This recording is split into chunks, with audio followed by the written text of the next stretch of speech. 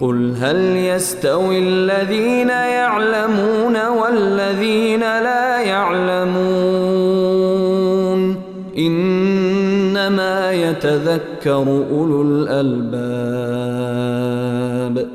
بگو آیا کسانی که می‌دانند و کسانی که نمی‌دانند برابرند؟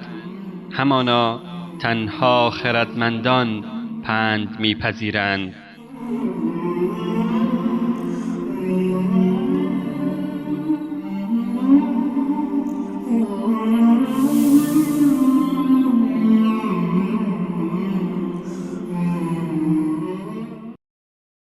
الحمد لله رب العالمين والصلاة والسلام على رسوله محمد وعلى آله وأصحابه أجمعين.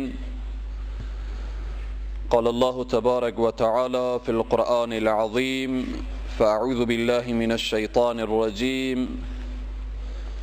عبس وتولى أن جاءه الأعمى وما يدريك لعله يزكى أو يذكر فتنفعه الذكرى أما من استغنى فأنت له تصدى وما عليك ألا يزكى وأما من جاءك يسعى وهو يخشى فأنت عنه تلهى.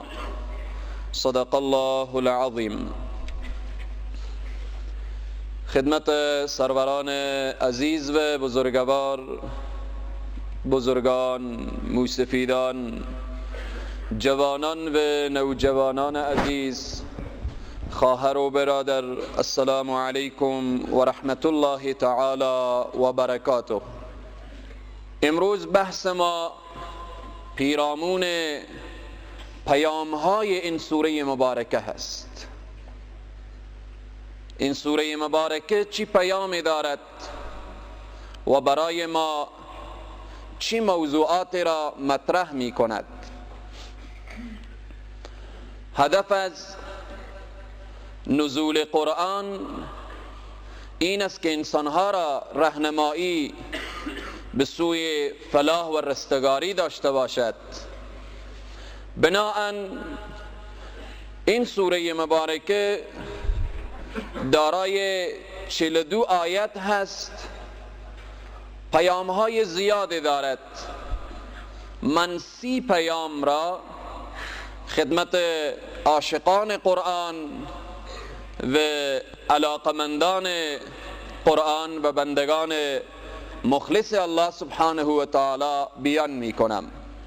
ارتباط به پیام‌های این سوره مبارکه که برای ما چی پیامی دارد، اولین پیامش این است که آیه اول میگوید عبس و تولا ان جاءه الاعمى. پیامش این است که نقص عضو نشانه نقص شخصیت نیست. یعنی انسان‌هایی که نابیناین، معلولن و ناقص الخلقه هستند، متوجه باشید که اینها از شخصیت اینها چیزی کم نشده. یک نفر دست ندارد، یک نفر پا ندارد، یک نفر چشم ندارد. این آیه مبارکه این پیام داره که ای مسلمان ها و ای انسان ها متوجه باشید که نقص عضو یعنی کوتاهی یکی از اعضا نشانه نقص شخصیت نیست. آنهایی که به محضر پیامبر نشسته بودن خیلی خود را شخصیت های بالایی می دانستند، اما عبدالله ابن ام مکتوم که نابینا بود، قرآن میگه این شخصیت هست. این درس برای ما میدهد که ای انسانها، شما انسانهایی که در اعضای آنها مشکل هست، نابینا هستند، انسانهای معلول هستند، انسانهایی که از دست و پا و اینها محروم هستند، شما اونها را به دیده حقارت نبینید. اونها شخصیت های هستند. این آیه مبارکه این اولین پیامش هست. دوم، اسلام با روحیه استکبار و تحقیر دیگران مخالف هست. و ما یدریک لعله یزکا، تو چی میدانی شاید این پند تو و نصیحت تو برای این شخص نابینا اثرگذار باشد، و یقینا هم اثرگذار بود. اسلام آمد با روحیه استکبار مبارزه کرد و تحقیر شمردن دیگران را محکوم کرد که هیچ کس حق نداره کسی را استهزا کنه و کسی را تحقیر کنه و متوجهش نشود. سوم، پیام این سوره مبارکه این هست که به ظاهر افراد نمیتوان قضاوت کرد. نمیشود ظاهرا کسی قضاوت کنه. یک نفر خوب قد داره، قیافه داره، بهر داره، لباسای زیبا داره، چهره زیبا داره، نمیشود با او قضاوت کرد. به ظاهر قضاوت نمیشود. ابو لهب را چرا ابو لهب میگفتن؟ لهب شعله آتش را میگوید. چنان ابو لهب چهره زیبایی داشت که او را پدر آتش میگفتن، مثل که آتش میدرخشه چهره ابو لهب میدرخشید. این آیه مبارکه این پیام داره که ای انسانها متوجه باشید که خیلی کسانی به نظر شما نمی آیند. در حدیث رسول الله می فرمایند که اشخاص بین جامعه زندگی می کنند که وقت ظاهرشان را نگاه کنید خیلی حالت به هم ریخته و ژولیده و خلاصه حالت دارن که شاید هیچ به نظر انسان نیایند، اما اگر دست به آسمان بلند کردن جا در جا الله سبحانه و تعالی جواب ایشان را میدهد. این آیه مبارکه میگوید که به ظاهر افراد نمیتوان قضاوت کرد، نمیشود. اگر دل پاک نبود، دل خاضع و خاشع و خدا ترس نبود، امامه و لحیه فایده نمی بخشد. امامه و لحیه و قیافه ظاهری زمان فایده من هست که باطن انسان هم پاک باشه. پس این آیه مبارکه می فرماید به ظاهر افراد نمی توان قضاوت کرد. گاهی نابینا از بینا طالبتر هست. خیلی شخصیت های محترم و بزرگ قوم و اینها در جلسه رسول الله نشسته بودن. رسول الله فقط توجه ظاهر قضیه را داشتن که ابو جهل و ابو لهب و امیه و شیبه بیاین مسلمان بشن، چون ظاهرا میگفتن اگر اینها بیاین مسلمان بشن خیلی شاید به اسلام فایده من باشه. ولی الله میگه متوجه باش که به ظاهر اینها فریب نخوری. نابینا طالبتر هست، عاشقتر هست. نکته چهارم این پیام سوره هست. اصل چی هست؟ اصل در زندگی انسان ایمان انسان ها هست، نه ثروت و سرمایه انسان ها. جامعه امروزی ارزش کسی داره که سرمایه داشته باشه، ارزش کسی داره که قدرت داشته باشه. اما این سوره می فرماید که اما من استغنا، آیه بعدی و اما من جاءک یسعی و هو یخشا، متوجه باش که اصل ایمان انسان ها هست. هر کس که با ایمان تر، ایمانش قوی تر باشد ارزش دارد، نه سرمایه و مال انسان. پنجم، پیامبر مسئول ارشاد بودن، مسئولیت داشتن که بیان کنن مسائل را، نه مسئول اجبار آنان. یعنی ای پیامبر تو مسئولیت داری پیام حق را برای همه جهانیان، برای ابو جهل و ابو لهب و شیبه و عتبه و فلان برسان. تو مسئول ارشاد هستی، نه مسئول اجبار. این آیه مبارکه می فرماید و ما علیک الا یزکا، این پیام را دارد که پیامبر مسئول ارشاد هست، یعنی مسئول دعوت و تبلیغ و رساندن هست، نه اینکه مسئولیت داشته باشه و انسانها را اجبار و به زور به دین بیاورد. ششم، این پیام را دارد که احساس بینیازی و خود را کامل و بینیاز دانستن سبب محروم شدن از تزکیه هست. این آیه مبارکه می فرماید من استغنا، آنهایی که بینیازی نشان دادن الله یزکا، این از تزکیه محروم شدن. تزکیه هم یک مسئله است که قرآن می فرماید قد افلح من زکاها، به تحقیق کسی رستگار هست که خود را تزکیه کرده، خود را پاک کرده، نفس خود را تزکیه نموده است. این پیام بسیار پیام مهم است که احساس بینیازی و خود را کامل و بینیاز دانستن سبب محروم شدن از تزکیه هست. پس این آیه مبارکه این پیام را داشت که باید هر لحظه ما خود را محتاج دین بدانیم، محتاج بدانیم، تشنه دین باشیم، تشنه احکام اسلامی باشیم، تشنه قرآن باشیم. هفتم، طبقه محروم به سرعت به سراغ اسلام می آیند.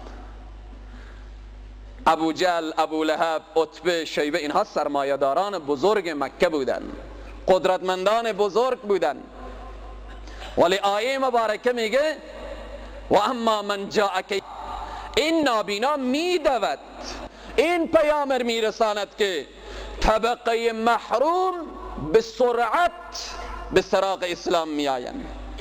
این موضوع چیز واضح و مسلم است. از صدر اسلام تا به امروز افرادی که به زرق و برق دنیا آشنا بشن، افرادی که به عیش و نوش و استراحت دنیا آشنا بشن، آنها واقعا کار دین برای آنها سخت‌تر هست. در جهاد و مبارزه اگر نگاه کنیم اکثرا فرزندان فقیر جهاد میکنن. یک بچه سرمایه‌دار نمیره جهاد نمیکنه، به خاطر چی؟ شاید مشکلاتی داره جهاد دیگه، اسیر شدن داره، کشته شدن داره، زخمی شدن و مجروح شدن داره، همه این برنامه ها را داره. از صدر اسلام تا به امروز هستن افراد غنی سرمایه خود را مصرف میکنن، اما در عرصه‌ای که جنگ و مبارزه شرکت داشته باشن خیلی کم بوده است و امروزه هم خیلی کم هست. این آیه مبارکه می فرماید طبقه محروم به سرعت به سراغ اسلام می آید. این آیه مبارکه این پیامبر می رساند که طبقه محروم به سرعت به سراغ اسلام می آید. هستن شخصیت هایی که اما بسیار کم و اندک که سرمایه دارن، در راه دین هم مصرف میکنن و تلاش میکنن و زحمت میکشن، بسیار کم و اندک هستند. اما طبقه محروم عاشقانه برای دین در صدر اسلام وقتی نگاه کنیم حضرت ابوبکر صدیق همه سرمایه خود را در راه الله آورد. اما امروز ما نداریم چنین فردی. اما امروز یک مستضعف و محروم آماده است که جان خود را فدای راه الله نماید، چون جان دارد مال ندارد. اما ما امروز یک فرد غنی شاید نداشته باشیم و اگر داشته باشیم هم کم هست که بیاید بگه من تمام سرمایه خود را در راه الله میدهم، شاید سراغ نداشته باشیم. حضرت ابوبکر صدیق رضی الله تعالی عنه همیشه در راه دین و در راه خیر مصرف میکردن. روزی حضرت عمر گفتن که امروز باید من از برادر خود ابوبکر صدیق سبقت بگیرم در کار خیر. رسول الله صلی الله علیه و سلم گفتن که این لشکر مسلمان ها و این لشکری که به سوی جهاد و مبارزه روان هست کمک نمایید. رو به طرف صحابه هر کس هر چی که داشت. حضرت عمر گفت باید امروز من از ابوبکر صدیق سبقت بگیرم. حضرت عمر آمدن به خانه خود برای فامیل و اینها گفتن هر آنچه که در خانه هست نصف کنید، هر چی که در خانه است نصف شود. همه را نصف کرد. حضرت عمر رضی الله تعالی عنه نصف سرمایه خود را آورد به مسجد النبوی صلی الله علیه و سلم گذاشت. حضرت عمر خوشحال بود که امروز باید من از ابوبکر سبقت بگیرم. حضرت ابوبکر رفتن به خانه، برای فامیل گفتن هر آنچه که در خانه است در راه الله بیرون کن.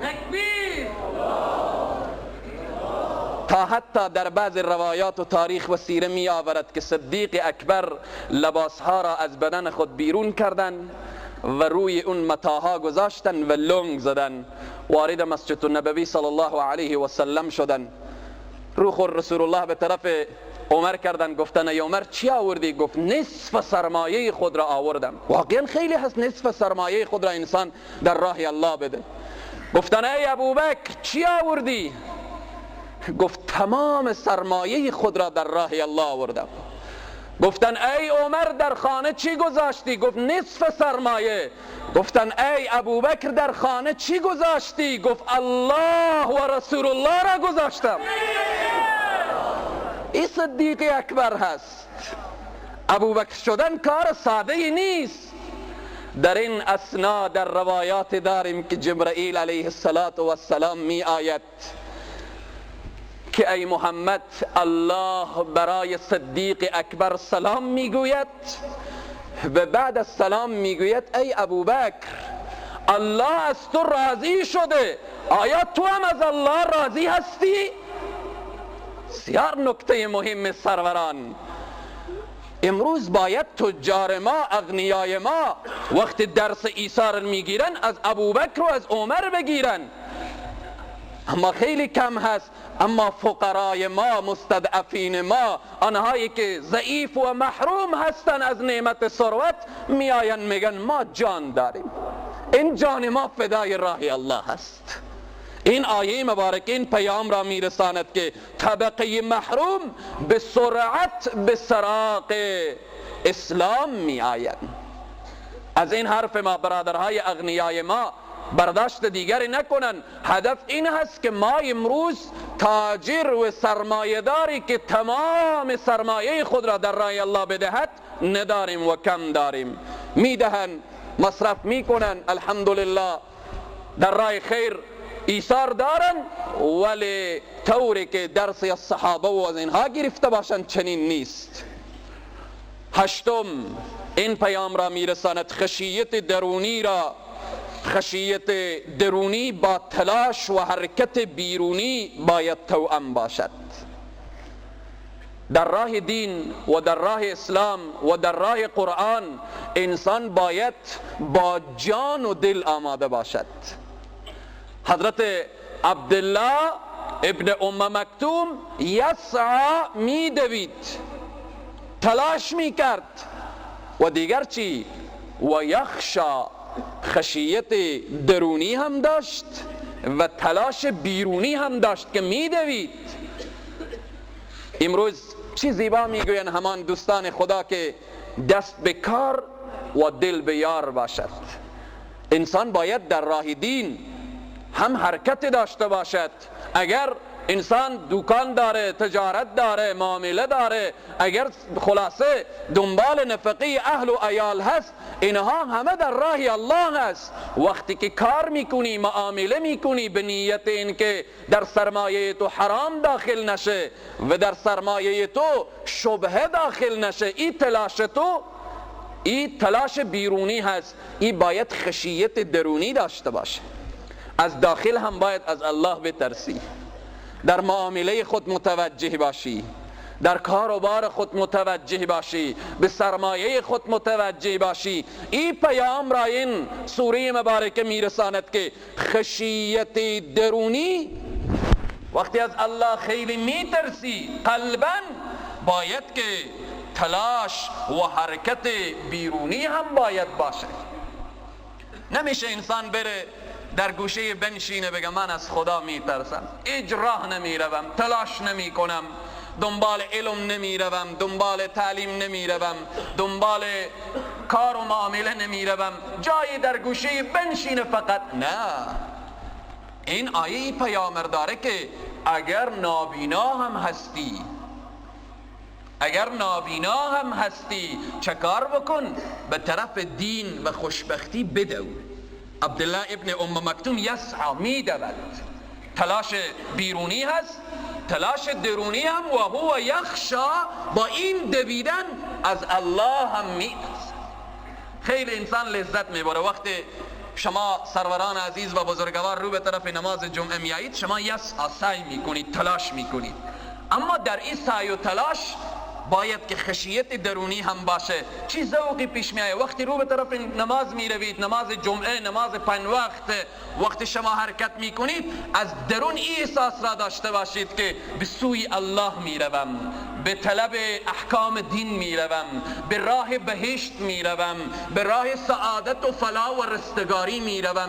این حالت درونی برای انسان ذوق و شوق و جذب و جذبه را به وجود میآورد، علاقمندی را به وجود می آورد. به این سروران عزیز و بزرگوار این پیام را دارد، یسعی و هو یخشا. نهم، آیات قرآن مایه تذکر و عامل بیداری فطرت بشری هست. انها تذکره. به فرموده اقبال که می فرماید این کتابی نیست، چیزی دیگر است. قرآن را متوجه باش، خیلی فرق بین قرآن و سایر کتاب هایی که میخوانید. این کتابی نیست، چیزی دیگر است، چون که در جان رفت جان دیگر شود.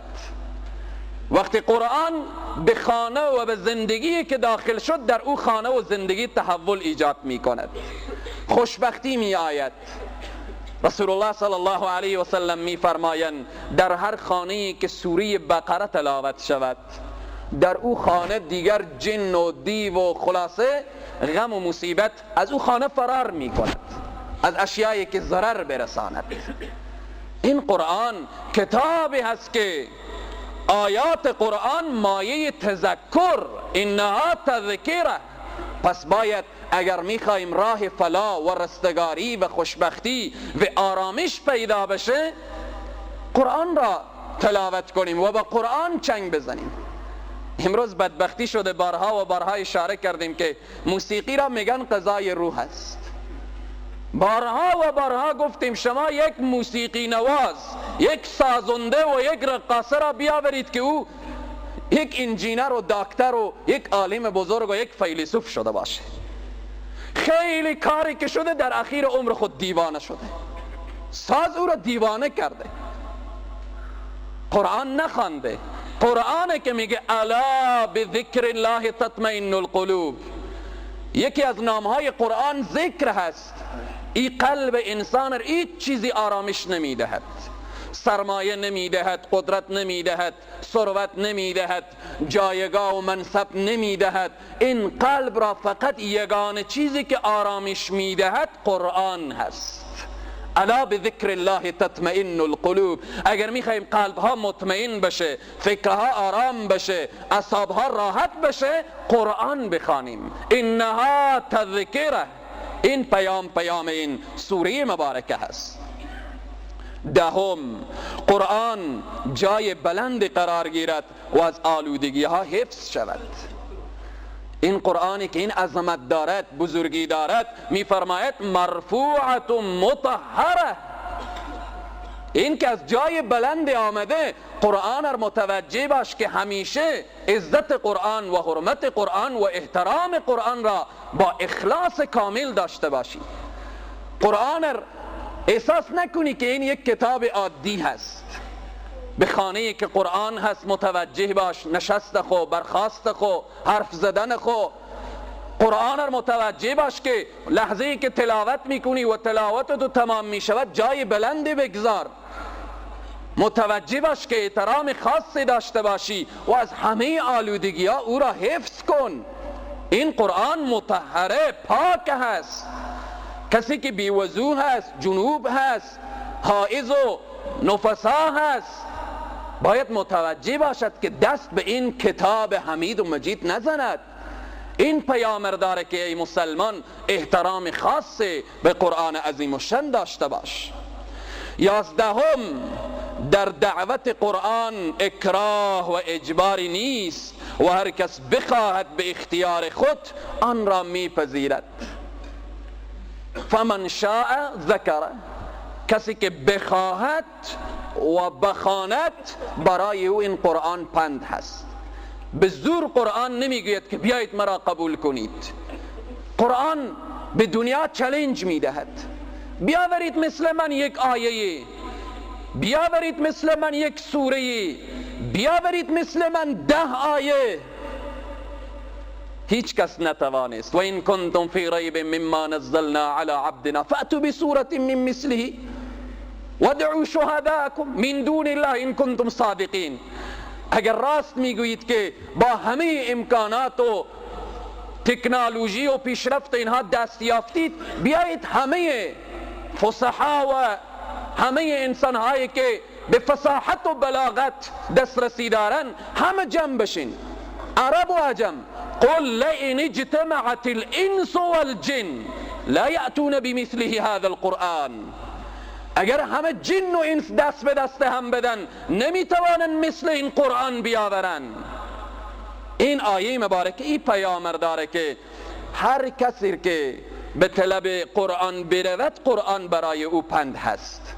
همه ما به طرف قرآن روان بشیم، همه ما چنگ به قرآن بزنیم که خوشبختی دنیا و آخرت در قرآن هست.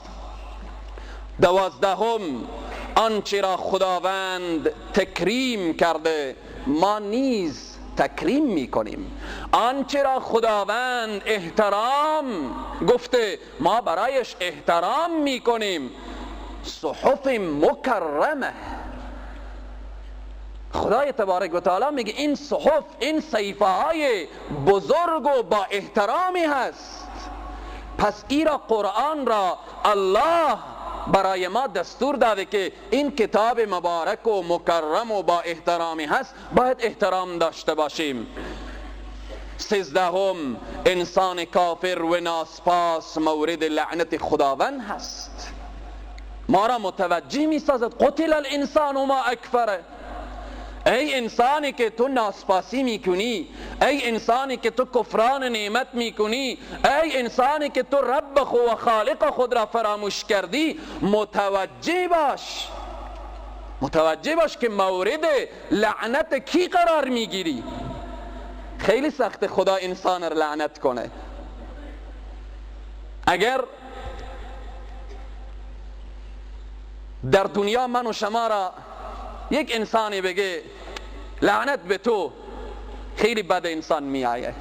اما انسانی که به کفران نعمت و انسان ناسپاس را که خدا لعنت کنه، قتل الانسان، خدا میگه لعنت شده انسانی که نعمتهای ما را به فراموشی سپرده و کفران نعمت میکنه و ناسپاسی میکنه. پس این آیه این پیامر میرسانه که ای انسان ناسپاس نباش، ای انسان کفران نعمت نکن، ای انسان متوجه باش که همه نعمتها را الله برای تو داده. الله سبحانه و تعالی میگه همه نعمت را من دادم، چشم و گوش و هوش و فکر و عقل و اعصاب و همه این نعمتهای ظاهری و باطنی و مادی و معنوی را من دادم. حالا تو میری پیش لات، پیش عزا، پیش فلان و فلان و فلان، یعنی پیش غیر الله گردن کج میکنی، میدانی چی عواقبی داری؟ مورد لعن و نفرین و لعنت خدا قرار گرفتی. این پیامر میرسانه که ای انسان ناسپاس نباش. 14 در شیوه تبلیغ گاهی باید برای گروهی تون سخن گفته شود. همیشه نمی شود انسان به راحتی حرف بزنه. بعضی وقت شیوه تبلیغ هست، شیوه بیان هست، باید سختر گفته بشه. این آیه این پیام را میرساند. از این سختر چی باشه که الله میگه قتل الانسان، لعنت شده انسان ناسپاس. از این تندتر چی باشه که الله میگه تبت یدا ابی لهب و تب، هلاک باد خودت ای ابی لهب. از این تندتر چی باشه که الله میگه انما المشرکون نجس، مشرکین نجس هستند. پس بنان این درس را میدهد که یک داعی و دعوتگر باید در حرف خود متوجه باشه که بعضی وقت تندروی هم لازم هست و ضروری هست. 15 به آفرینش خود از نطفه ناچیز بنگرد تا از کفر و غرور دست بردارد. من ای شیء خلقه. این پیامبر میرسانه که ای انسان یک لحظه متوجه خود باش، مایی از کفر نجات پیدا کنی. ای ابو جهل، ای ابو لهب. وقتی میگیم ای ابو جهل، ای ابو لهب، کفار امروزی را هم میشود مخاطب کرد که ای کافر متوجه باش، اگر میخواهی که از این کفر و غرور نجات پیدا کنی یک لحظه متوجه آفرینش خود بشو که از چی آفریده شدی. همین لحظه ای که به تو غرور پیش می آید متوجه باش که من ای شیء خلقه، از چی چیز خلق شدی؟ از طلا؟ از نقره؟ از جواهر؟ نه، من نطفه خلقه، از یک قطره ای که روی لباس تو میریخت 10 مرتبه او را میشوشتی. این متوجه باش که از غرور و کفر نجات پیدا میکنی، به شرطی که به ابتدای خود متوجه به آفرینش خود متوجه باشی. 16 آفرینش انسان تصادفی نیست، بلکه از روی حساب و کتاب و تقدیر اندازه گیری هست. این پیامبر داره که ای انسان تو تصادفاً به دنیا نیامدی، تو فکر نکن که بیهوده‌ای، بیفایده‌ای، بیکاری.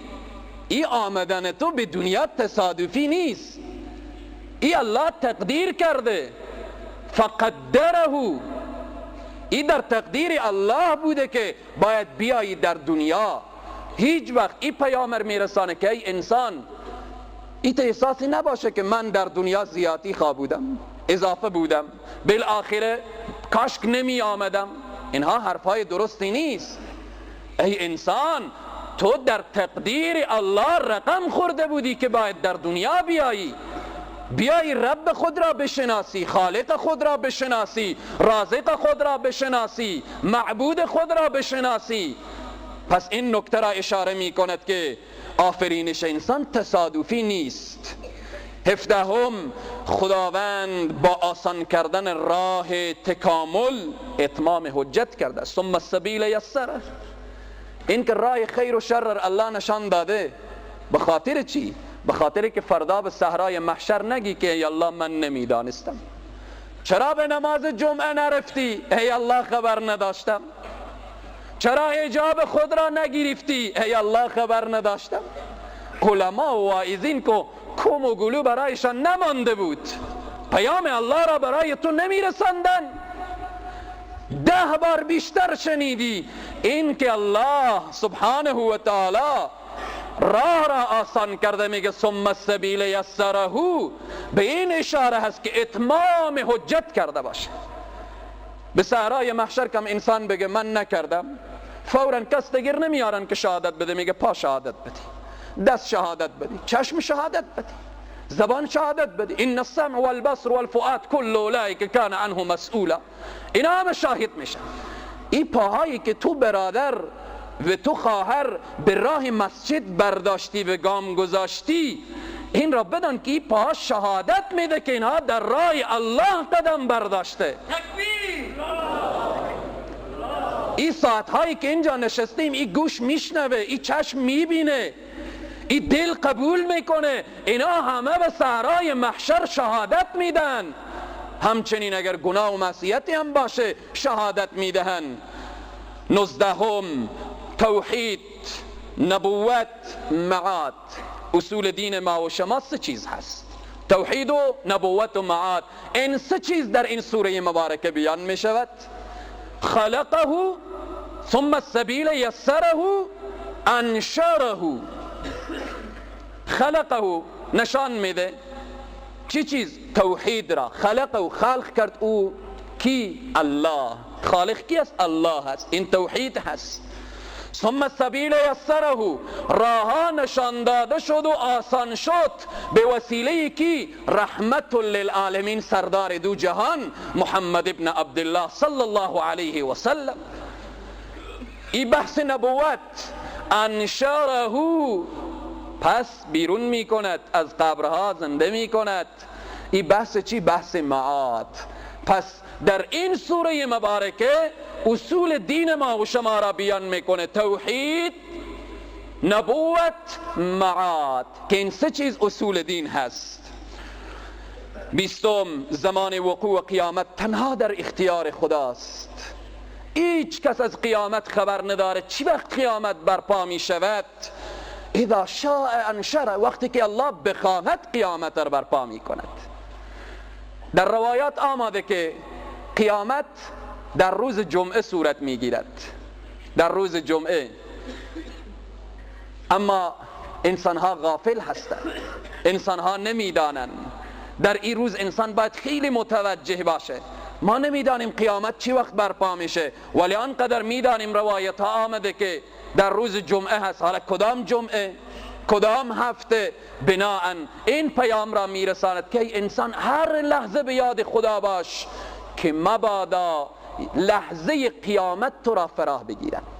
خیلی سخته. از علامت های کبرای قیامت اینه که انسان ها صبح وقتی که از خواب بیدار میشوند میبینن که خورشید از طرف مشرق، از طرف مغرب طلوع کرده است. الان صبح از طرف مشرق طلوع میکنه. از علامت های کبرای قیامت این است که خورشید از طرف مغرب، وقتی که خورشید از طرف مغرب بیرون شد دروازه توبه بسته می شود، دیگر توبه قبول نمی شود.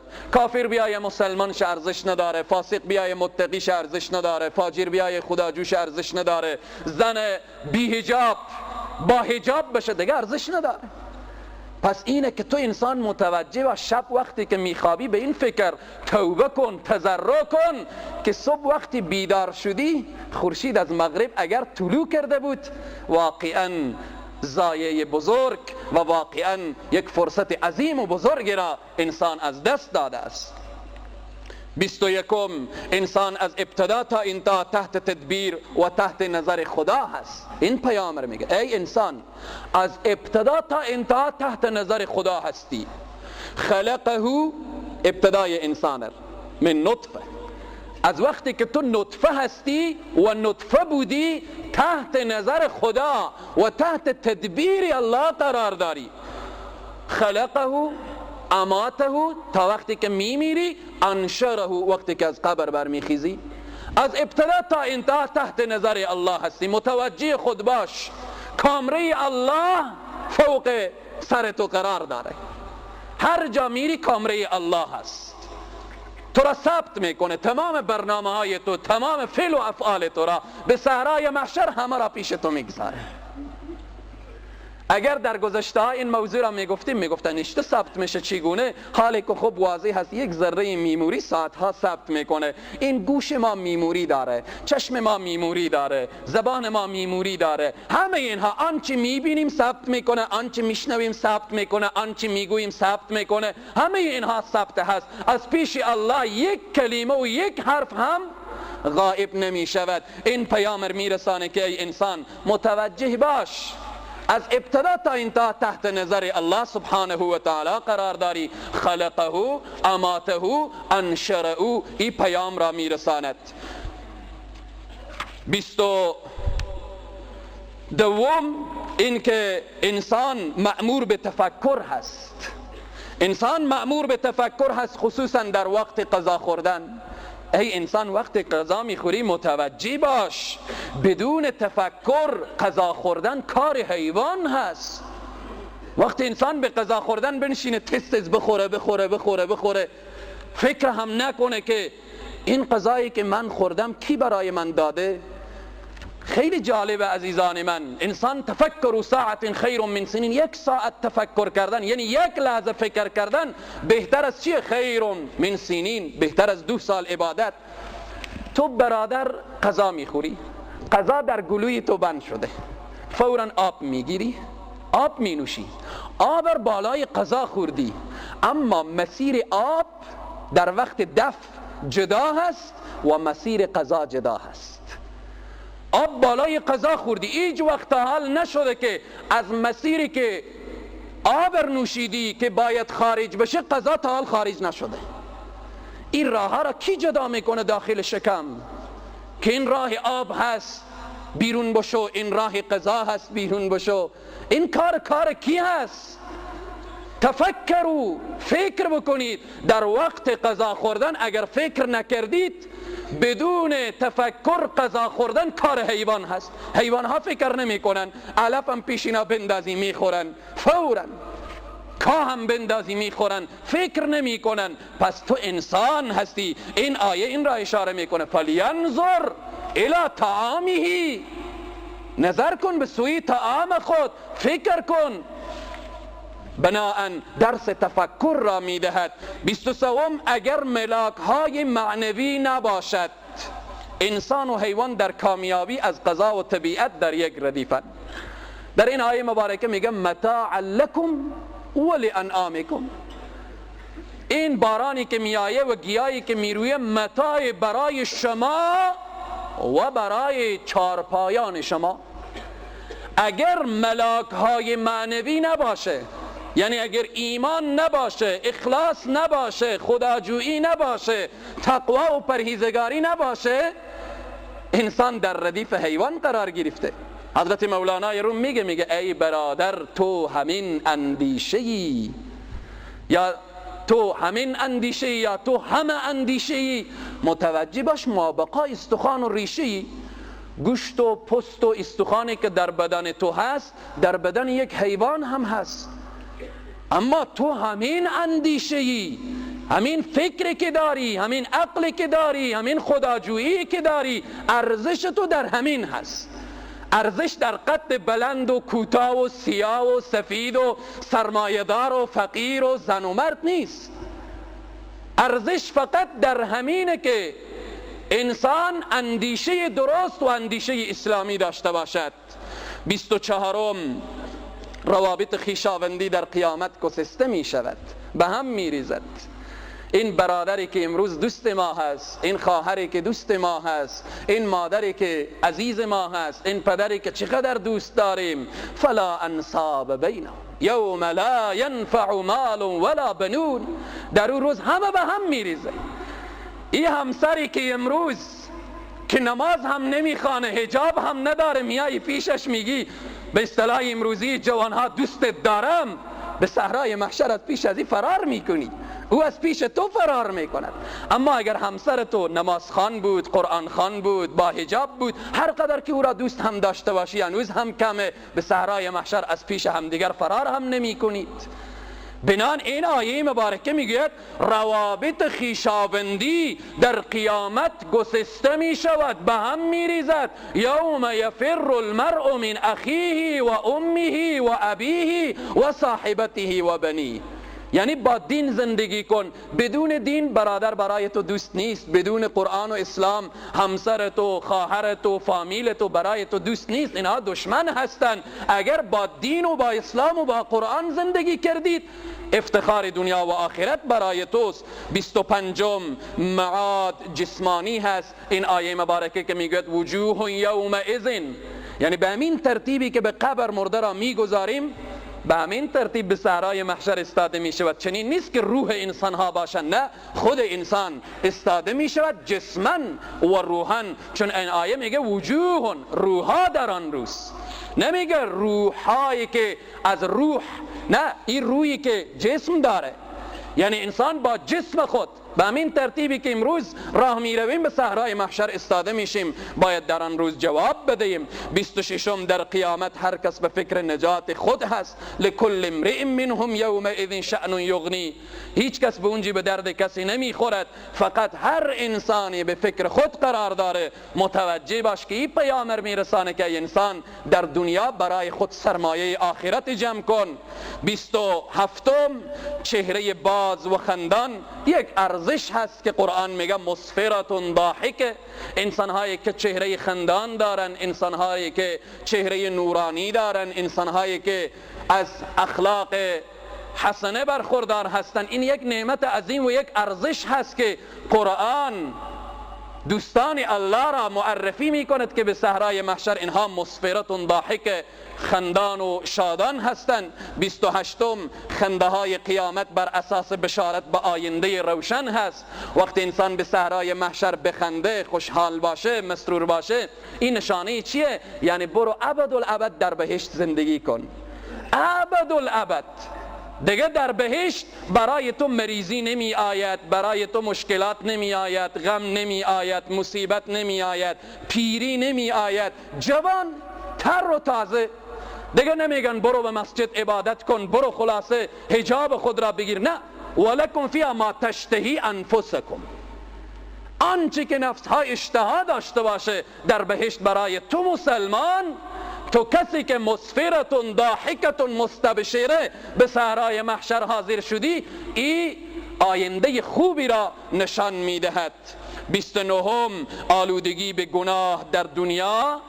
آلودگی به گناه در دنیا سبب آلودگی چهره در قیامت می شود.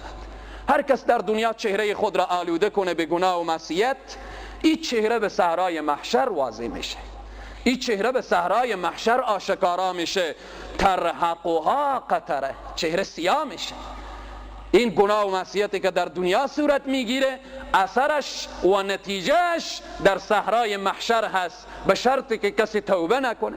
اما کسی که توبه کرد، هر گناهی که کرده دروازه الله سبحانه و تعالی باز هست، میتواند چهره سیاه خود را پاک کنه و به چی؟ و به رحمت الله سبحانه و تعالی شستشو بده، به صحرای محشر حاضر بشه. وجوه یومئذ مسفرة ضاحکة مستبشره. 30 از جمله پیام های این سوره مبارکه بهترین شیوه تبلیغ مقایسه هست. قرآن عظیم الشان به ما نشان میده صورت اهل ایمان و تقوا شادان و خندان هست، صورت اهل کفر و فجور و فسق و اینها دود و آلودگی و سیاه هست. قرآن برای ما نشان داده که ای انسان خودتو مقایسه کن. مایی که مسفرتون ضاحکتون مستبشره به صحرای محشر بیایی، میخواهی که غبرتون ترهقها قطره به صحرای محشر بیایی، خودتو هست. الله هر دو را نشان داده. این شیوه تبلیغ الله است که ای انسان را برای تو نشان دادیم، خوشبختی و بدبختی را نشان دادیم، همه را برای تو فهماندیم، انبیا را روان کردیم تا برای تو تذکر بدهند، علما را مسئولیت دادیم که تا تو را متوجه بسازن. حالا خودت هستی که با چهره خندان و شادان به صحرای محشر میایی یا با چهره سیاه و دود آلود به صحرای محشر میایی. الله سبحانه و تعالی برای همه ما توفیق بدهد تا اینکه از این پیام های این سوره مبارکه درست و صحیح استفاده بنماییم.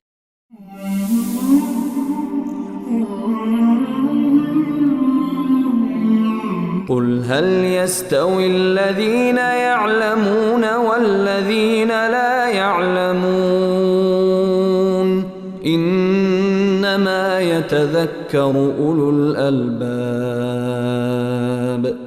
بگو آیا کسانی که میدانند و کسانی که نمیدانند برابرند؟ همانا تنها خردمندان پند میپذیرند.